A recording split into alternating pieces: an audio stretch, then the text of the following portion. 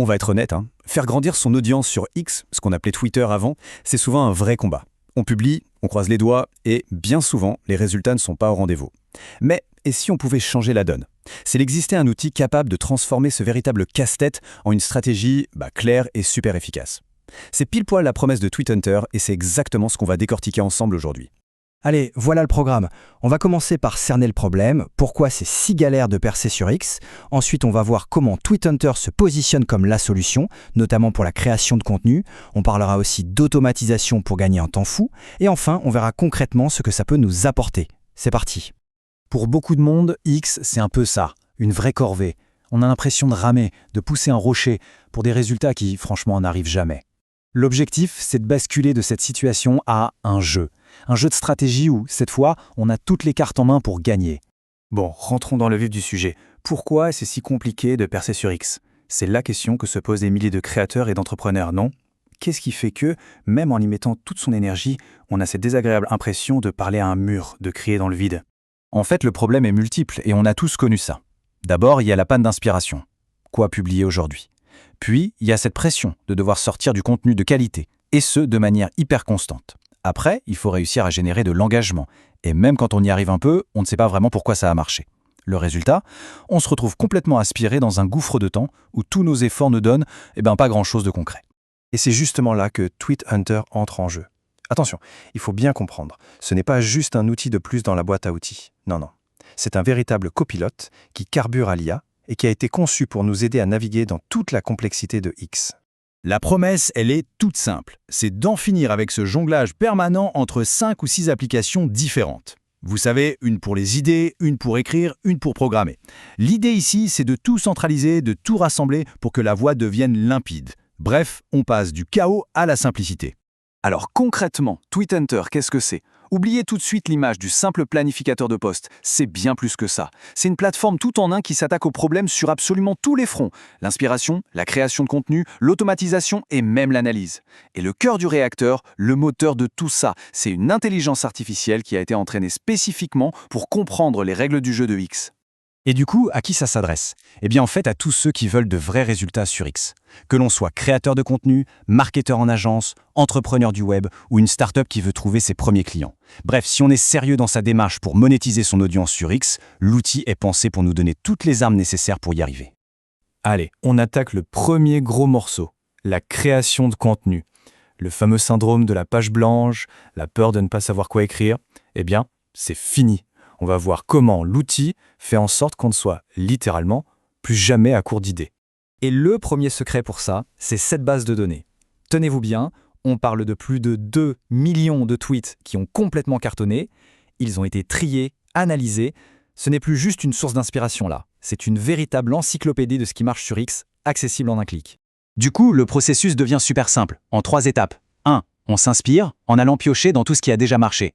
2. On crée. Et l'IA est là pour nous aider à rédiger. Et 3, on planifie et on publie. Et le truc génial dans tout ça, c'est qu'une tâche qui pouvait prendre des heures avant se fait maintenant en quelques minutes. Adieu la complexité, bonjour l'efficacité. Et là, on touche à un point qui est absolument essentiel, la spécialisation. Utiliser une IA classique, générique pour X, c'est un peu comme demander à un super boulanger de réparer un moteur de voiture. Il est peut-être excellent dans son domaine, mais il n'y connaît rien en mécanique. L'IA de TweetHunter, elle, c'est une mécanicienne experte de X.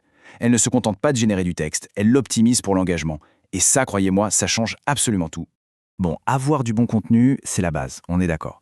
Mais le diffuser de manière efficace sans y passer toutes ses journées, c'est encore mieux. Et c'est là qu'on découvre le deuxième super pouvoir de TweetHunter, l'automatisation. En gros, comment on met sa croissance sur pilote automatique. Prenez une fonctionnalité comme l'autoplug, par exemple. C'est juste génial. On le sait tous, mettre un lien dans un tweet, ça plombe sa portée. L'algorithme n'aime pas ça. Ici, la stratégie est complètement inversée. On publie le tweet sans lien, on le laisse devenir viral, et seulement quand il atteint un certain nombre de likes ou de retweets qu'on a définis, l'outil va automatiquement ajouter un commentaire en dessous avec notre lien promo. C'est vraiment le meilleur des deux mondes. On a la viralité et la monétisation. Et c'est la même logique pour l'auto-DM. Imaginez un peu le truc. On fait un tweet où on dit « Commentez guide et je vous envoie mon guide gratuit ». Normalement, il faudrait envoyer un DM à chaque personne à la main, une galère sans nom. Là, TweetHunter s'en occupe automatiquement. Chaque personne qui commente reçoit le DM personnalisé. On transforme un simple tweet en une véritable machine à leads à grande échelle. Et la liste ne s'arrête pas là, loin de là. Il y a l'auto-retweet pour que nos meilleurs tweets soient vus même quand on dort, en touchant d'autres fuseaux horaires. Il y a la gestion de contenu evergreen pour faire revivre automatiquement nos posts les plus intemporels. Il y a même la publication croisée sur LinkedIn pour recycler son contenu facilement. Chaque fonctionnalité a un seul but, un maximum de résultats pour un minimum d'efforts. Du coup, si on fait le bilan, c'est quoi le véritable avantage de tout ça? En fait, c'est très simple. C'est d'arrêter de courir après les likes et les followers, ce qu'on appelle les vanity metrics, et de se concentrer enfin sur ce qui compte vraiment pour un business, générer des prospects et bien sûr des clients. Ce tableau, il résume parfaitement la situation. C'est l'avant et l'après. Et c'est juste bluffant. Regardez le temps passé. On passe de plus de 2h30 par jour à moins de 30 minutes. C'est un gain de temps monstrueux. L'engagement, il explose avec plus 147% en moyenne. Mais pour moi, le plus important, c'est la dernière ligne. On change de monnaie. On n'échange plus son temps contre des likes, on l'échange contre des prospects et des conversions. Et attention, ces chiffres, ils ne sortent pas d'un chapeau. Ce sont les résultats moyens rapportés par les utilisateurs eux-mêmes. On voit bien les 3 piliers de la réussite. 1. Un gain de temps énorme, 80% moyenne. 2. Une augmentation massive de l'engagement. Et 3. Une amélioration des conversions de leads, ce qui est, au final, le nerf de la guerre. Et ce témoignage, je trouve, résume tout à la perfection.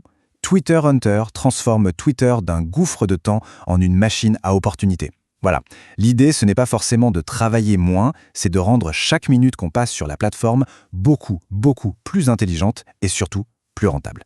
Donc si on devait résumer les points clés à retenir, ce serait ça. Premièrement, on gagne un temps fou grâce à l'automatisation. Deuxièmement, on n'est plus jamais à court d'idées de contenu de qualité. Troisièmement, on met en place une machine à générer des prospects. Et enfin, on pilote tout ça avec des vraies données business, pas juste avec des likes. Au final, X arrête d'être une sorte de loterie pour devenir un canal de croissance prévisible. Et on va terminer avec cette question, qui, au fond, est la seule qui compte vraiment? La stratégie actuelle sur X, est-ce que c'est une corvée ou est-ce que c'est un jeu? Parce qu'on l'a vu, avec les bons outils, il est tout à fait possible de transformer cette lutte de tous les jours en un véritable terrain de jeu stratégique. C'est juste une question de méthode et de choix.